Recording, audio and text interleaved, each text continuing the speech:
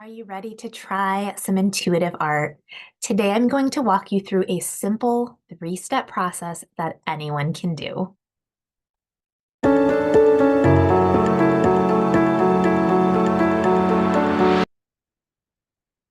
Friends, it's Amy Blair from Creative Compass. We are an online community of creative explorers. If you have been following my channel and learning about what intuitive art is, and you are feeling ready to try it for yourself, then you are in the right place. Today, I'm going to walk you through a simple, easy to follow three-step process that anyone can do no matter what your level of art experience is. You can be a total beginner and you can do this process. So go ahead and grab some art supplies and let's get started.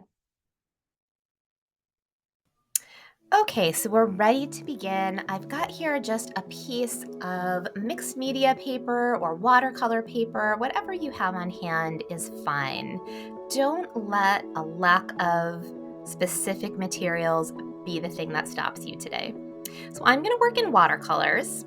Watercolors are a great choice because they bring in that element of flow, right? The water flows, and we can't always control exactly where the water goes or what it does. It's a great choice for intuitive art. If you don't have watercolors, grab whatever you have: acrylic paint, colored pencils, even just a paper and pencil today. So, of course, I'm going to need a cup of water to go with my watercolor paints. I'm gonna grab a paper towel just to wipe my brush off as I switch colors or if I get too much water on my brush. And then I just like to have a handful of brushes on hand. I like to have a larger brush, a sort of a medium-sized brush, and then a smaller detail brushes. If you don't have all those kinds of brushes, that is okay. And then we're going to use a pencil to get started with some writing. All right, so the first step in our process today is called words of intention. So we're going to start with words. Setting an intention has to do with sort of focusing our energy. What are we doing during this art time today? Is there a specific sort of energy we want to work in, a state of being we want to be in as we work today? Is there a problem that we're hoping to find a solution to? Is there a specific emotion or event in our life that we need to express in our artwork today? So we're just getting some clarity around what it is we're doing today. You can also, if you don't have a clear intention, you can just let the words flow organically, just sort of stream of consciousness style, and see what comes up. You might be surprised. So I like to write quickly, move my pencil as quickly as I can. We sort of outrun that voice in our head that's going to try to critique what we're writing. These words are for your eyes only. No one else is reading them. We're actually going to paint right on top of them. So there is no need to self-edit as you go. It is okay if your words aren't spelled right, if your grammar isn't correct. It is okay if you even write things that don't even make sense, or they don't make sense yet. Maybe just the words are coming up and you're writing them down and you don't even know what they're about. That is fine. We're really tapping into our subconscious here, and we're setting the intention for our creative time. So I like to write until my paper is full. But if you feel like the words have dried up, like you've written everything you need to write, that's fine. Just stop as you feel ready.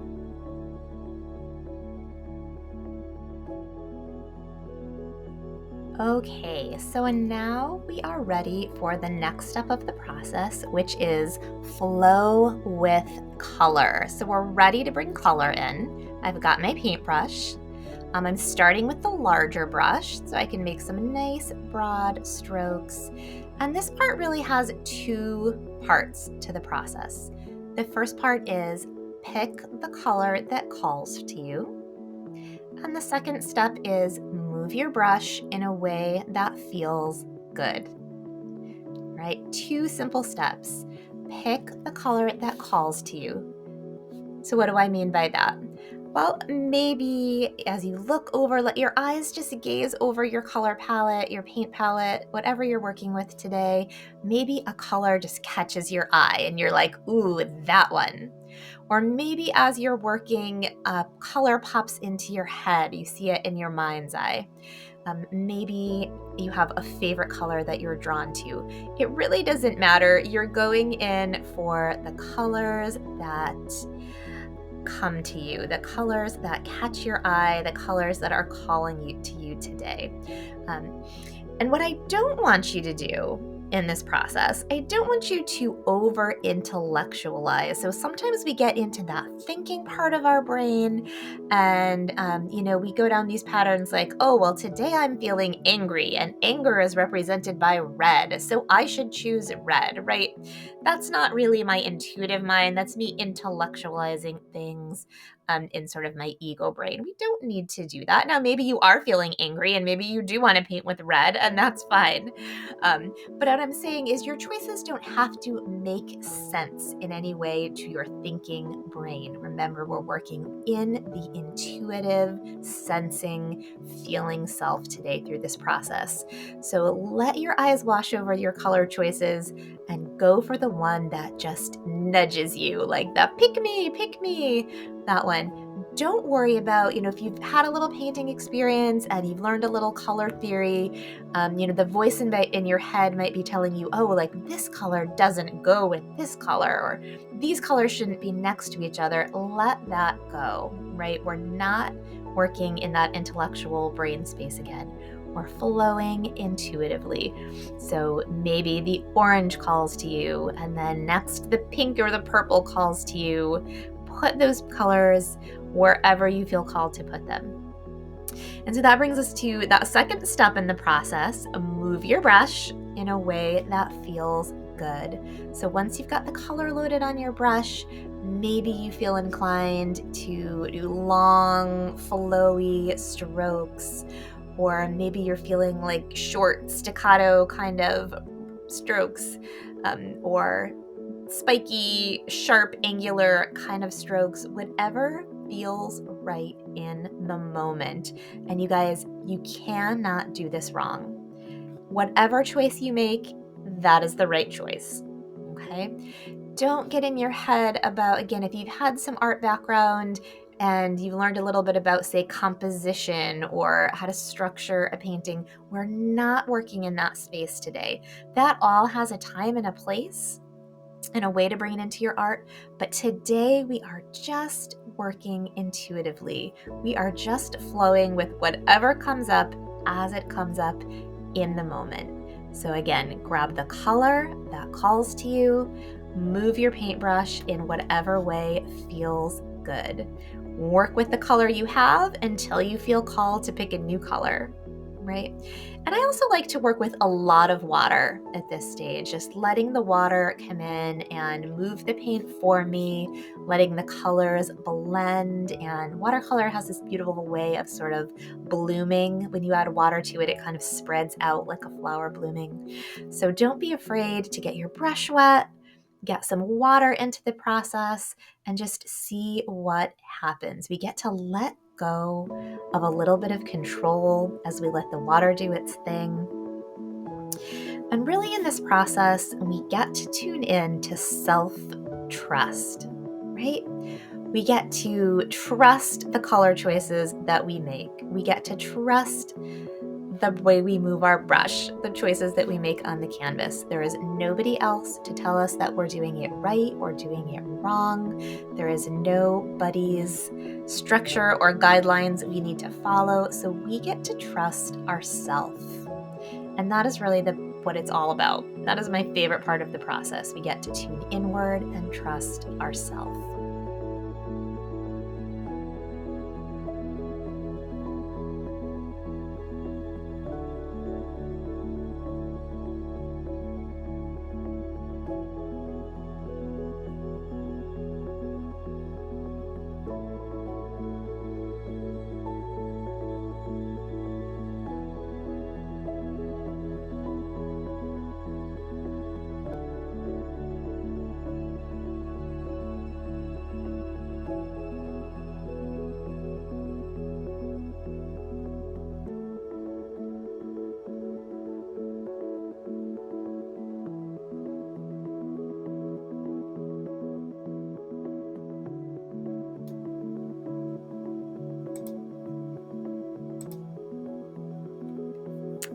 in this part of the process, I like to put down my very large brush and go a little smaller. So I'm going to grab that medium-sized brush and that smaller detail brush that I showed you at the beginning and put in a little bit finer, some dots, some lines, maybe something more specific like a symbol or image or a shape starts coming up for you at this point. Maybe not. It doesn't have to. If you want to stay completely in the abstract, that is absolutely 100% okay.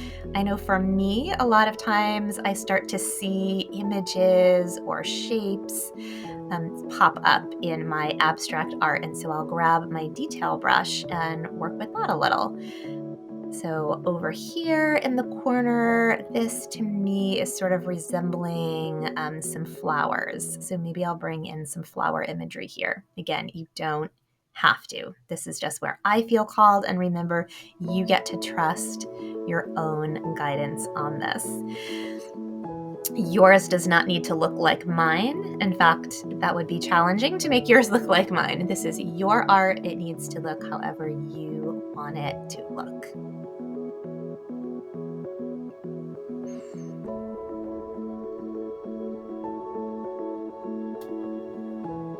Now remember, intuitive art isn't all about the product. It's not about what the artwork looks like at the end of the day. It's about the process.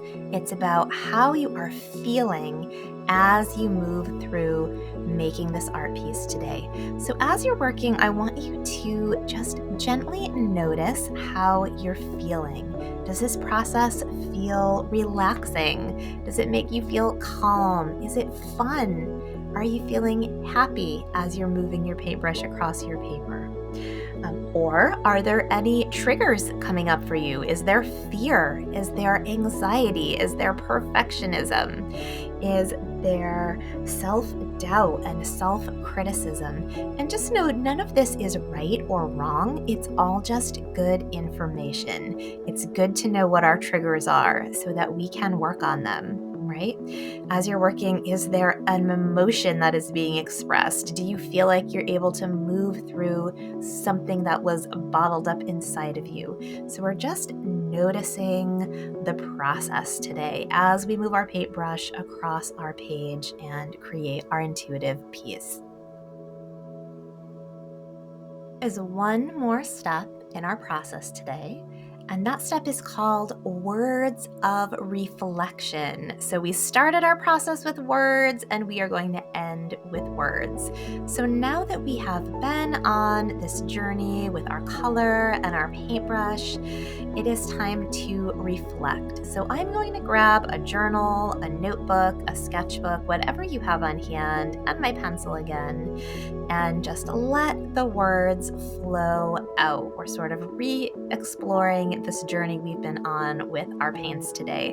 So maybe your writing refers back to that intention you set at the beginning. If you had a question that you were pondering or an emotion you were tuning into to express, maybe your writing right now is sort of circling back on that intention, but maybe not. Maybe you're just stream of consciousness, letting the words flow, and you're going to see if some wisdom has opened up in your process today, if something you were struggling with has become a little bit clearer, if there's some inner knowing that was somewhere in your subconscious that has been allowed to bubble up to the surface where you can access it.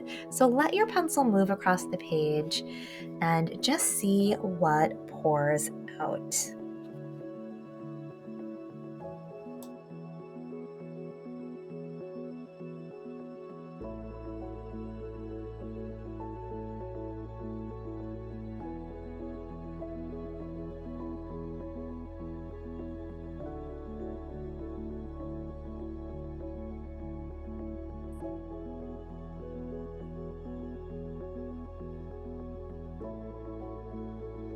Congratulations, you just completed your first intuitive art practice. I hope you enjoyed that. Just to recap, you can take this simple process and use it anytime, anywhere with any art supplies that you have. Just to recap those steps, we started with words of intention, getting our energy focused around what it was we wanted to explore or how we wanted to create today. Then we flowed with our color, right? Picking the color that called to us, moving our brush in a way that felt good. And then we ended with words of reflection. So after we make art for a little while, we have access to all of this intuitive knowing that is within us. It sort of bubbles up to the surface, and we get to tune in to our inner wisdom. So I hope that you enjoyed that process. I hope you will try it again. I hope that you will keep following this channel to learn more about intuitive art. I'll be back with more information for you and different practices that you can try. So if you enjoyed this video, please remember to like and subscribe to this channel. You can hit the bell to get notified when new content comes out, and I will see you again soon. Bye for now.